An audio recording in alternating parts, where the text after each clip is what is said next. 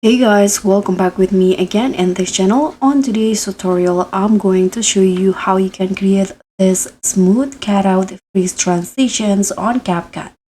So here I'm going to show you through these two clips. First, you can just go to the start of the second clip.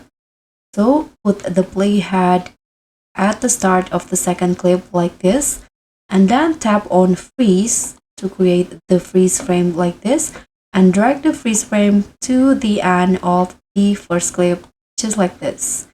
Trim the durations into only 1 second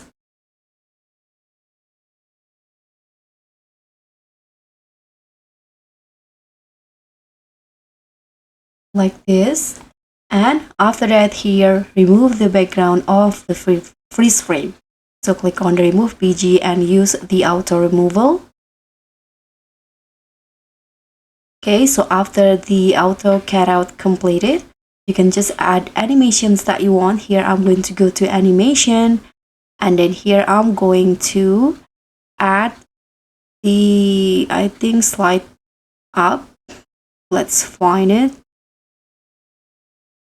Okay, this one's right here. Adjust the durations of the animation to whole clip just like this. And after that, go to the transitions and then find the Shatter 2.